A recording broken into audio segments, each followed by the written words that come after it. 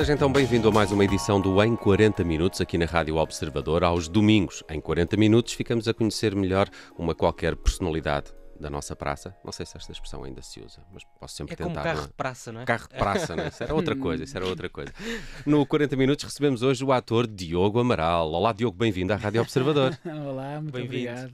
Vamos falar claramente do pôr do sol, da série, do filme. O filme até está aí a chegar às salas da tua carreira e também dos teus inícios. Queria começar precisamente pelo filme, porque estamos a poucos dias da chegada aos cinemas do Pôr do Sol, O Mistério do Colar de São Cajó.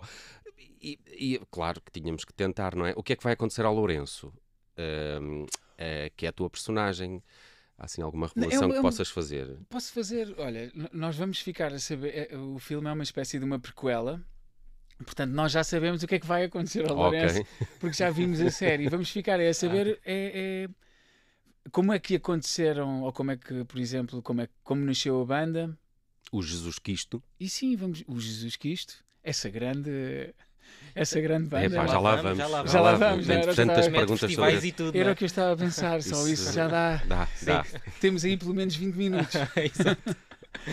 E, portanto, eu normalmente costumo ser um pouco pessimista, ou então não crio bons cenários para as coisas.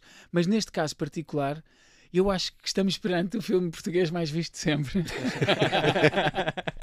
Aviso já. E acho que o filme vai correr super bem e para já, porque o Manel, o Rui e o Henrique são muito rigorosos e têm levado este barco de uma forma muito específica e muito singular. E eles aqui no filme deram tudo.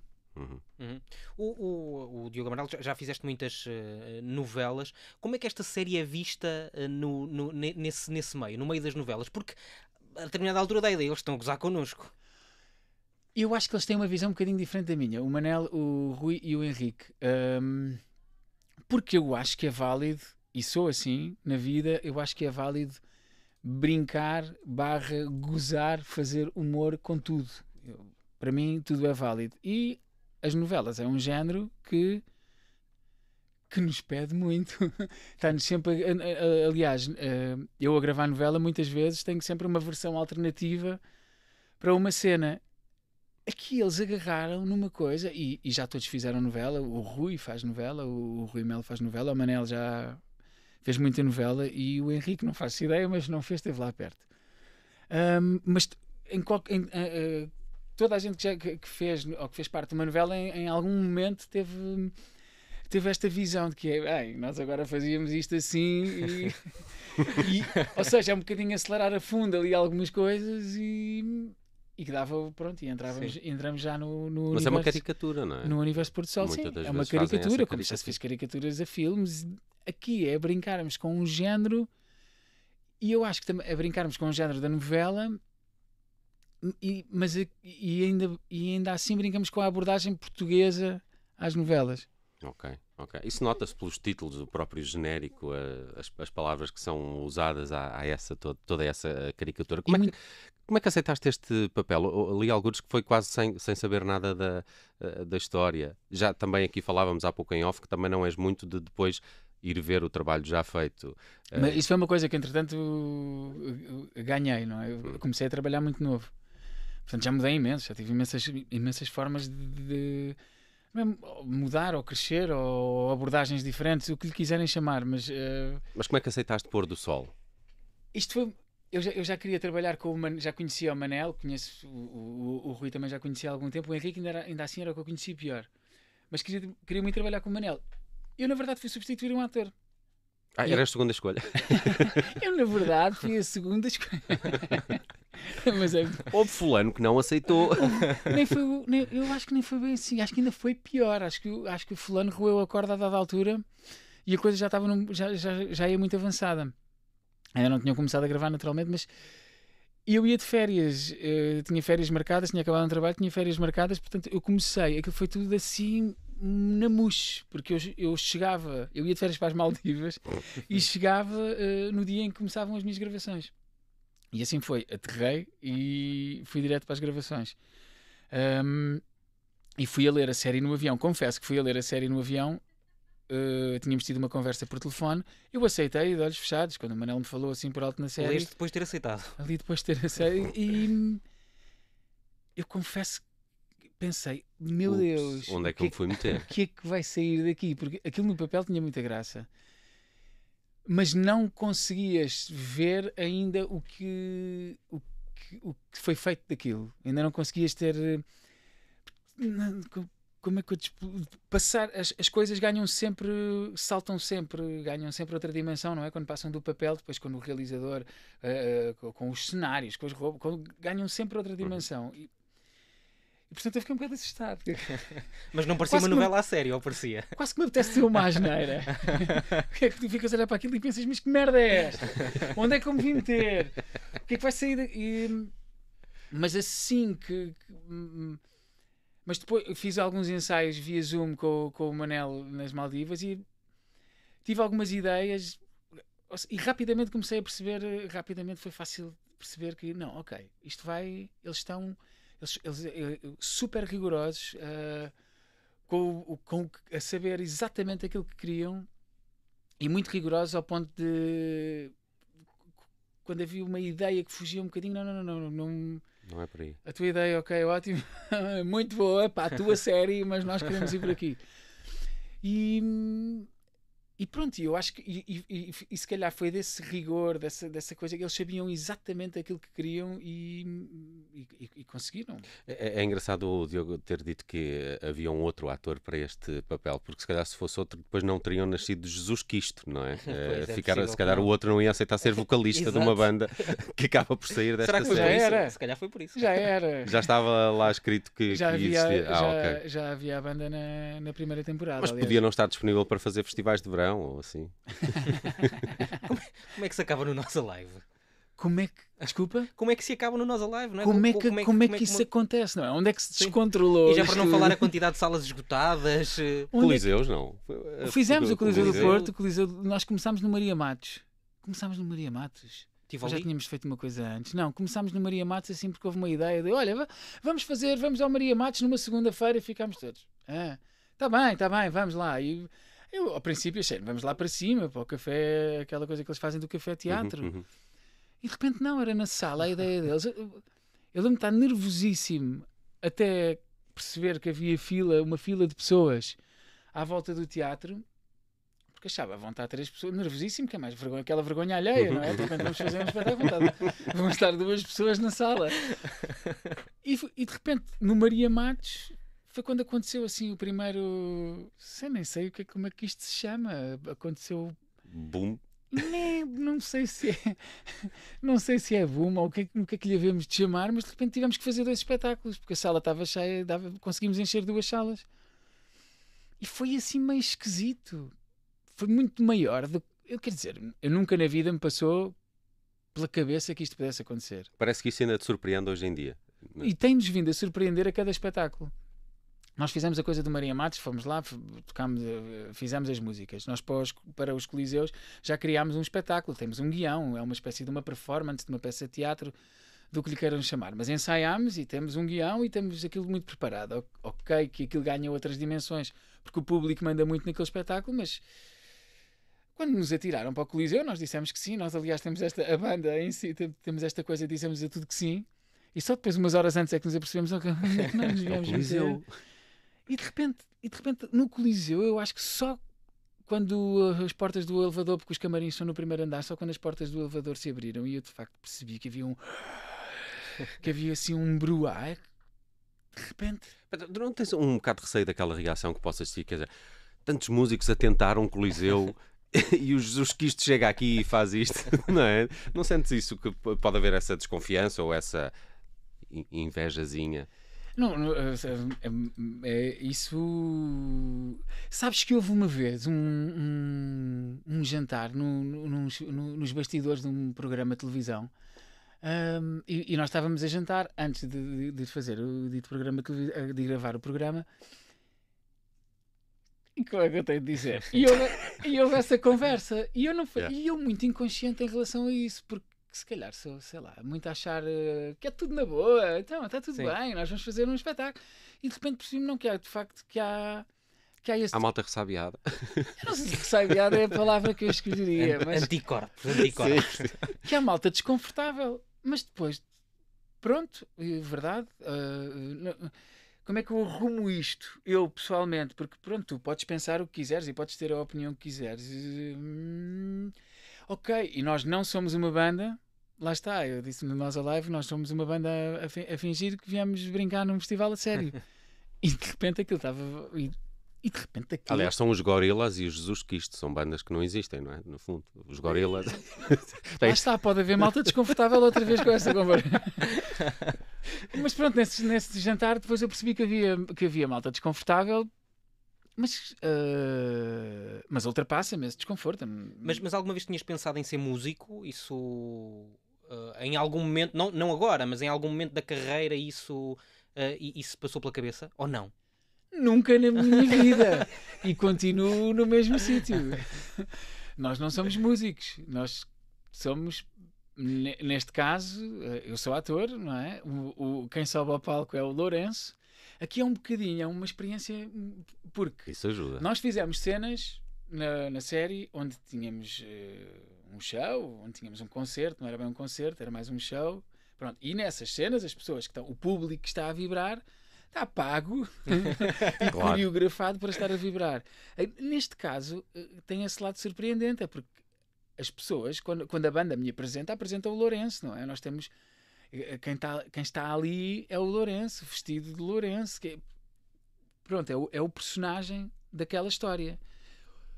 E de repente, o público que está ali a vibrar é o público daquela história, que conhece os personagens, que sabe a história dos personagens e que acompanha. Eu acho, não tenho a certeza, mas lá está, eu sou um bocado pessimista, eu acho que a banda sozinha ainda não conseguiu, ainda não tem público que não venha, que não seja público da série. Da série, sim. Acho que ainda não saltámos essa... Se por um lado ainda te mostras surpreendido com o sucesso da banda, o Jesus Cristo, como é que também olhaste para... Porque foi um grande sucesso a primeira série Pôr do Sol, as reações no mundo digital, a própria RTP, julgo que terá ficado surpreendida com o sucesso da série. Como é que olharam para isso? Ficaram também surpreendidos por ter chegado a tanta gente? Claro, muito, mas eu acho que é sempre... Um fenómeno destes é muito raro. Uhum.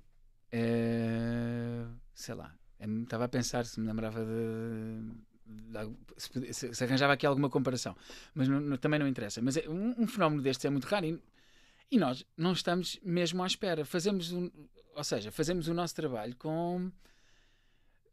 Isto para nós é um bombom, um prémio, é mais, não é? Uhum. Obviamente que é excelente. Quando acontece uma coisa destas, eu costumo dizer que isto é um luxo, não é? Que de repente ter estas experiências, esta vida própria que os Kiss ganharam, de repente o êxito que isto teve, fizemos a segunda temporada, já estamos no cinema. Quer dizer, isto é a experiência milionária. Uhum. De repente é o verdadeiro luxo e claro que é surpreendente.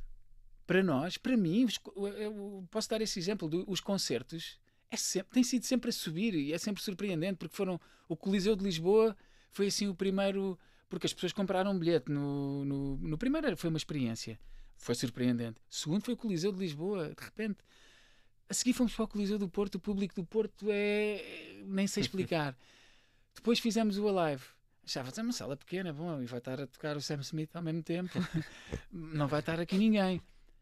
Eu não estava a acreditar que aquilo ia estar cheio até ao momento em que entrei e havia pessoas à porta. Eu não conseguia ver o fim do palco, eu não conseguia ver o fim. E só mais tarde, quando amigos me mandaram vídeos a mostrar como é que estava lá fora, é que eu tive a noção de como é que aquilo estava. E isto é de loucos, é mesmo surpreendente. Estavas a dizer uma coisa que era, nós não somos músicos, a banda não são músicos, mas qual é a vossa participação na banda? Eu adoro as letras, claro. Quem é que escreve as letras? Quem escreveu as é o letras Henrique? quem escreveu as letras por acaso acho que foi o Rui. Ok. Por acaso não, tenho certeza mas a absoluta música que foi o Rui. depois, vocês têm alguma intervenção na composição Somos ou já são dirigidos? Somos sempre dirigidos. Ok, boa. Parabéns a Pronto, essas vamos pessoas pôr, que fazem essa música, essas letras. obviamente que se tivermos alguma ideia, sei lá, lembro-me de alguns pormenorzinhos que surgiram no momento. Há coisas que surgem no momento da gravação e eles estão super open para receber a nossa criatividade também. Mais ou menos open, vá. E voltando aqui ao cinema e olhando para outros trabalhos que foste fazendo, Pedro Inês foi o filme que mais te marcou? Por toda a experiência, se calhar, porque foi assim uma conquista. Bom, também posso revelar esta parte, não é? Já foi há tanto tempo. Esse casting, eu nem sequer fui chamado para ir a esse casting. Eu soube que ia haver esse casting. Segunda opção, outra vez? Não, Não, por acaso eu não fui a segunda, nem era opção. E nem era um casting para pessoas da minha idade, mas eu queria fazer aquele. Às tantas eu queria fazer aquele papel. E soube que ia acontecer por amigos e soube da primeira entrevista que iam fazer, ou que iam receber atores, que iam ver atores e que iam ver atores muito mais novos. E eu sabia que era para que os atores iam ser chamados às 10 da manhã, e já tinha feito outros castings daquele género. Chamam 70 atores para as 10 da manhã e depois vão vendo por ordem de chegada. E eu cheguei às 8. E ainda me lembro quando chegou a diretora de casting dizer, então quem é que foi o primeiro a chegar? E era malta, tive com 16 ou 17 anos, eu que já era muito mais velho, e que já tinha feito de dizer que tinha sido eu o primeiro a chegar. E ela a pensar, mas tu nem sequer foste chamado. O que é que tu estás aqui a fazer? E depois, quase por um momento desconfortável, chamou-me para a reunião e disse, Diogo, isto não é para ti. E eu, mas deixa-me fazer o casting, vá lá, deixa-me. E o casting não era naquele dia, deixa-me fazer o casting, deixa que o realizador me veja. Se não for para este papel, que seja para outro, mas deixa que ele me veja. E o realizador viu, o António Ferreira, viu muitos atores, salvo erro, 200 atores ao todo, homens e mulheres. E quando ele fez o casting, chamou-me, pronto, olha, vem 10 minutos antes. E lá fui eu fazer o casting. E pronto, e eu acho que não sei, sou zero guru destas coisas, mas acho que quando queremos muito fazer uma coisa, essa vontade, não é? Também acaba por nos dar uma vantagem. E pronto, e acabou por acontecer. E ele vinha do Brasil, nem sequer sabia quem eu era. Só mais de uns tempos depois fiz não sei quantos castings depois. Foi um processo, um processo demorado, mas foi depois um trabalho, foi assim um grande mergulho. Foi assim, por isso é que eu costumo dizer que é dos trabalhos mais saborosos e também muito rico, porque de repente era um filme que tinhas o passado, o presente, o futuro, ainda tinhas no presente, ele ainda era internado num hospital psiquiátrico, e, então para um ator é assim um trabalho muito rico, não é? São vários personagens no mesmo personagem. Há sempre uma pergunta que salta quando se entrevista um ator que é reconhecido do grande público, principalmente porque faz muita televisão, que é a questão do cinema. Todos respondem, claro, eu gostava de fazer mais cinema. Às vezes também penso que essa resposta é porque se faz menos cinema, ou há menos hipótese em cinema em Portugal do que televisão, ou também. Contigo é assim? Tu também gostavas de fazer mais cinema? Eu adoro o que faço. Adoro, acho que são expressões diferentes. Eu sou ator porque eu queria fazer cinema. E gosto muito de teatro, mas eu sou ator porque eu queria fazer cinema. Lá está, porque acho que é a arte do pormenor. O plano fecha na tua mão a abrir uma porta e a tua mão está a contar um bocado da história. E não é a tua... Ok que no teatro também tens se calhar a mão não está a contar tanto a história porque quem está na quarta fila já não está a ver. Se estiveres a tremer é uma forma de expressão completamente diferente. E pronto, eu não acho que seja melhor nem pior, mas eu sou ator porque gostava de fazer cinema. E aquela coisa da equipa e do... E talvez mais perfeccionista, não é? Porque no teatro, a partir do momento em que começa, vai como for, não é? O cinema repete-se muitas vezes. Estou a perguntar, não tenho essa... Eu acho que aí é um bocadinho sempre aquela coisa do tu enquanto ator, tu tens várias coisas. Tu entregas-te a um encenador, a um diretor, porque então, olha, no caso do Pedro Inês, o filme é dele. O cinema de autor, aquilo é o filho dele. Não é como, por exemplo, nos Perdidos, ou numa novela, que o realizador está contratado para fazer uma história, que alguém que te contrata para fazer uma história. Ok, que normalmente o realizador é contratado, mas acaba por abraçar essa história. Mas no caso do Pedro Inês é o menino dele. Claro. É diferente. Mas imagina, para um ator, eu sou dirigido e depois eu tento fazer aquilo Isto no meu caso, eu falo por mim, atenção, não falo dos atores, falo eu enquanto. Depois é quase sei lá, quase lançar um dardo, não é? Tu queres acertar ali e pronto, é ir atirando. Não é? Já na primeira parte falamos do grande sucesso que foi o Pôr do Sol, a série. Está aí a chegar aos cinemas nos próximos dias. Pôr do Sol, o mistério do colar de São Cajó. E falamos já muito de Jesus Cristo. Há pouco íamos numa conversa que nos estava aqui entre cinema, teatro e televisão. Na televisão ainda há muita gente que se lembra do Frederico e da Floribela. Não há um dia que passe da minha vida que não haja uma referência ao Frederico Ritzenwalden. De Aquilo foi alguma muito forma ou intenso outra. também, não foi? Também havia concertos, não sei se... Olha, foi um catrapum também, assim, tipo Porto Sol. Ainda durou muito tempo também. Durou como assim? Tivemos um ano a gravar. Mas sim, foi teve uma segunda temporada e tudo, acho foi que não foi uma coisa assim. Sim. Teve uma segunda temporada que eu não fiz. Fiz um bocadinho de nada. Mas sim, um fenómeno. Quem diria? Não. Mas há muita gente ainda a falar disso então. Ainda Não é uma há um coisa dia que... da minha vida que passe que Sim. não haja uma referência à Floribela. Mas são por uma pessoas mais razão. crescidas que eram miúdos na altura ou não? Mas também repetiu, já repetiu muitas vezes. Pois. Mas continua. Aquela é uma novela infantil muito bem feita. Que em Portugal foi assim um fenómeno, porque a dada altura passava em horário nobre. Pois foi. Que era... Sim. E pronto, e foi um sucesso gigantesco. Lá está, não, há coisas que não se explicam. E um remake? Da Floribela. Sabes que eu na altura dizia ao produtor que... Porque havia alguém num país qualquer... Isto é um produto comprado da Argentina. Uhum. Nós fazemos uma adaptação e rigorosa, e acho que tem algumas regras que tem que se seguir, é tipo um franchising. Mas houve um país qualquer que fez uma versão da Floribela em adultos, assim numa onda de se a versão que nós fazemos era assim mais colorida e de all-star às cores, eles faziam assim uma onda preto e branco, que era ao lado da Dark Side. Mais dark. Mas tinha muita pinta. Era? Que eram os bons, eram os brancos, e assim os que vestiam de branco, e os outros eram assim os que vestiam. E era assim uma coisa meio... E eu acho que a Floribela, assim numa versão mais amadurecida, a acelerar a fundo, assim com um toque Tarantino, assim, e depois se calhar Roberto Rodrigues para dar assim uma coisa mais gore, eu acho que podia funcionar. Fica aqui a ideia. Eu acho que podia funcionar. Bem, eu queria falar contigo uma coisa, já que estamos aqui a falar em televisão e também a televisão mudou muito nos últimos anos, as plataformas de streaming, os próprios canais portugueses também já têm as suas plataformas, a criação de conteúdos, por exemplo, Netflix completamente português. Isto mudou um bocadinho o paradigma, até a realização de iniciativas como Passaporte Lisboa, não é? Um passaporte.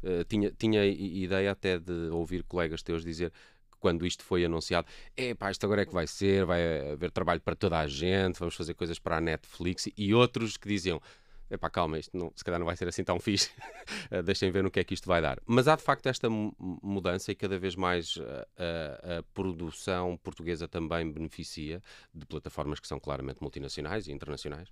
Eu acho que vai ser sempre a subir, porque e até porque em Portugal nós fazemos muito com pouco e fazemos muito bem, e a realização, a produção a representar, portanto eu acho que vai ser sempre a subir, e acho que as portas estão escancaradas para fazermos coisas cá, produzimos coisas cá e fora, e acho que vai ser sempre a subir, acho mesmo. Boa, um otimista. E olhando... Nesse sentido, sim, otimista. Corro zero atrás, na verdade.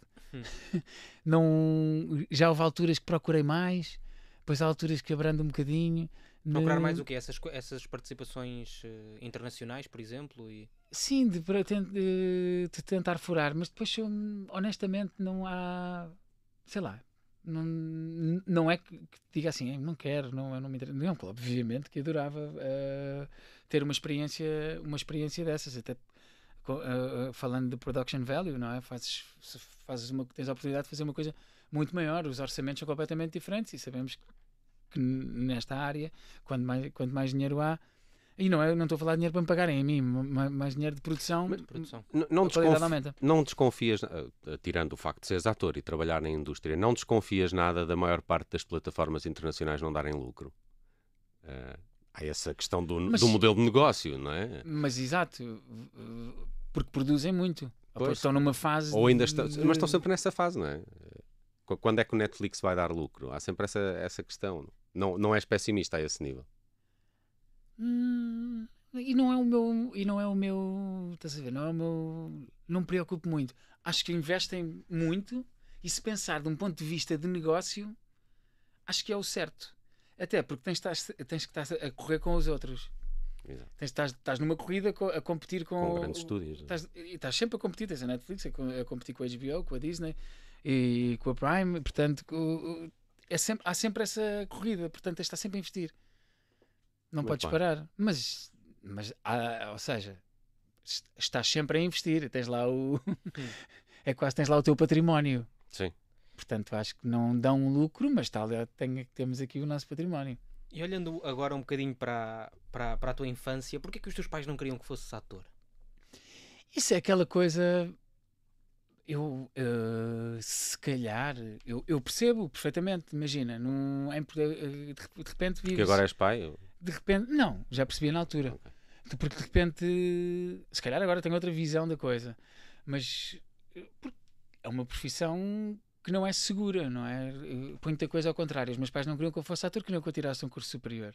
E aí já acho que é o que os pais querem sempre para... E foi por causa dessa pressão que ou- foste para a arquitetura primeiro, para direito depois?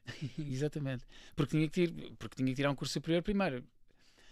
E na verdade eu queria fazer aquela coisa dos filmes e queria estudar para fora. E precisava que os meus pais me pagassem. Ou então precisava de fazer uma coisa muito mais radical, de uma opção muito mais radical, que não foi a que eu escolhi na altura. E escolhi um plano mais, se calhar, mais preguiçoso, mas mais maquiavélico, que foi, está bem, então eu vou fazer o que vocês querem. Para o escalar. E fui para a arquitetura. E fui para a arquitetura, até tinha boas notas em arquitetura e gostava, de facto, de arquitetura. Mas tive 2 anos de arquitetura e uns meses em direito. E tive umas grandes férias quando desisti de arquitetura entre um curso e o outro. Mas durante esse período eu andava à procura de qualquer coisa que me conseguisse fazer furar o meio artístico. Que fosse a televisão, o teatro. Eu até me lembro que já que estou aqui, que um dos castings ou das audições mais aterradoras que eu fiz foi para ser locutor de rádio. Epá, que foi aterrador, que foi assim num canto, já não me lembro, era de uma rádio assim grande em Lisboa, e foi assim num canto com um senhor a mandar-me fazer umas coisas para um microfone e que eu estava bloqueadíssimo e não consegui, foi aterrador só. Mas se ainda existir esse registro, por favor. Mas Acabem com ele. como é que se sai, aparentemente, de um curso muito mais artístico e até desempoeirado, como arquitetura? Agora quem me ouvir falar, acho que me vou meter em trabalhos, né? E se vai meter num curso de Direito, que é uma Cá coisa está. muito mais Calma. fechada, muito mais... Tens toda a razão. Tens toda a razão, mas há uma justificação para isso, que eu pensei assim, epá, vou desistir de arquitetura. Depois, de repente, os meses começaram a passar e eu estava a viver, desisti de arquitetura logo ali no princípio e tive assim grande parte do ano a ser um boémio. E depois chegou àquela altura que tens que te inscrever em alguma coisa, ou então vão começar o semestre, as aulas, ou como é que se diz, e tu não vais estar a fazer nada. O que é que tu vais fazer? O que é que tu vais fazer? O meu avô tinha sido um grande advogado, o meu tio era um grande advogado, e eu pensei, bom, é direito. O meu primo estava a estudar, estava em Direito, e eu pensei, vou para Direito. Pode-me emprestar os apontamentos. Exatamente, é este o caminho. Se calhar estava a olhar para ele quando tomei esta decisão e disse, é Direito, e assim foi. É engraçado porque a questão que ias falar do pai, por exemplo, os pais têm muita coisa que querem que os filhos sejam médicos. O pai do Diogo é médico, quer dizer, isto aqui já não ajudava muito. Tem uma frase que eu digo, eu já disse esta frase 50.000 vezes, mas eu acho genial que o meu pai diz que um tipo que muda de arquitetura para direito só podia ser artista. É bem. A tua avó não devia ter uma ideia muito diferente, ou não? Porque quis deserdar. A minha avó detestava aquela ideia, ou sempre me disse que detestava. Há uma história que eu também já contei várias vezes. A minha avó paterna, sempre foi... Eu acho que ela tinha um bocado de vergonha que eu fosse ator, porque era assim sei lá, se calhar não era uma profissão muito bem vista para ela, para o meio dela e entre as amigas dela, mas e ela sempre achava que o meu pai tinha que me deserdar e que era uma profissão boémia e que não era uma coisa séria, e o meu avô tinha sido professor catedrático e não sei o que, era assim umas grandes coisas. Mas a minha avó já estava nos últimos dias e eu já contei esta, se calhar sabes, tu sabes tudo. O bilhetinho, não é? O bilhetinho. E deixou-me um bilhetinho, eu fui vê-la, porque o meu pai é médico, eu fui vê-la aos cuidados intensivos, ela pôs-me um bilhete no bolso do casaco e eu tive ainda um tempo para ver o bilhete e o meu pai depois é que chegou lá fora e disse, vais ver isso ou não vais ver isso? E o bilhetinho dizia, eu vi todos os teus trabalhos. Epá. Mas ali, torcida, sempre, nunca desfez. Incrível. Mas pelo menos ficou a prova que ela escreveu, não é? Portanto, ficamos a saber que a minha avó, torcida, viu os morangos com açúcar. Exato. E a Floribela. E a Floribela, acho que sim. Acho que estava a fazer a Floribela quando ela morreu. E agora o que é que os teus pais te dizem quando percebem que isto correu bem? Isso já passou há muitos anos. Eu custa-me muito, mas eu não ligo nada à quantidade de anos que trabalho ou não. Reparem que eu até estou aqui com alguma dificuldade porque chateia-me a ter histórias com 20 anos. É 20 anos? É. Mas entretanto, já se passaram. Desde que eu comecei a trabalhar, que sempre. Ou seja, nunca houve uma resistência. Nunca houve. A partir do momento em que eu tomei a decisão, sempre me apoiaram. E nunca houve resistência absolutamente nenhuma. Havia no sentido do aconselhamento, de acharem, na opinião deles, achavam que eu devia, que era mais seguro tirares um curso superior primeiro e depois ires às tuas teatrizes, que era como o meu pai dizia. Isto não é também uma reação? Consegues encontrar coisas na tua infância que expliquem o rumo que acabaste de seguir profissionalmente? Às vezes, como falavas da questão do teu avô, do teu pai, às vezes quando vivemos assim num meio que é mais restrito a esse nível, temos em oposição uma espécie de rebeldia. Em algumas coisas, sim, em algumas decisões, sim. Mas imagina, o meu pai também sempre... Eu via o meu pai a fazer estas coisas, assim, uma espécie de... E o meu pai era o meu pai podia ter sido ator, eu acho. E fazia assim umas brincadeiras em família onde explorava assim um lado mais criativo como é que eu tenho de dizer? Da criação, de criares alguma coisa, de fazeres um mini show ou uma mini... E em família às vezes ele fazia essas coisas e tocava e portanto havia mais esse lado no meu pai. Mas sim, mas essa rebeldia, imagina, que também em relação ao meu pai, que é um sportinguista ferrenho, e assim que eu tive a oportunidade tornei-me num benfiquista. Foi tudo para contrariar. Para o contrariar, única e exclusivamente para o contrariar. Sempre viveste em Lisboa? A tua infância é passada em Lisboa? Não, eu nasci em Lisboa, mas cresci em Carcavelos. Ok. Carcavelos, Paredes, um menino da linha. Exato, Um menino da linha. Muita praia? Alguma, não era assim, não era, só fui surfista mais tarde. Não era, mas muita praia, gosto muito de praia e ainda hoje gosto muito de praia. Há pouco falavas da questão da imagem que certas gerações podem ter da tua profissão, o caso da tua avó, o caso dos teus pais, e dizias, a minha avó achava que aquilo não era boa vida, era uma vida para boémios. De alguma forma isso acabou por te acontecer também. Também viveste muito e chegaste a falar abertamente até de problemas da tua juventude e de crescimento que temos. Imagina, como é que se assume isso também publicamente? São duas coisas diferentes. Imagina. Eu com isto estou a dizer que os artistas são drogados, não sei se perceberam. Mas, eu percebi, eu ia já responder. Eu ia E já essa é responder, uma imagem um bocado das gerações mais antigas, antes não é? que comece a São entrar todos- malta aqui no estúdio. São todos uns dragados, só querem andar na Eu boa. arranjo Não. problemas com advogados, tu com artistas. Mas o teu problema é maior, porque artistas estão aqui dentro deste Exato, estúdio. exato. E de repente começa a entrar isto. A vossa sorte é que não é em direto. Mas vão-nos fazer uma espera aqui à porta. Não acho nada, sabes? Não acho que é um. Como é que te respondo? Não.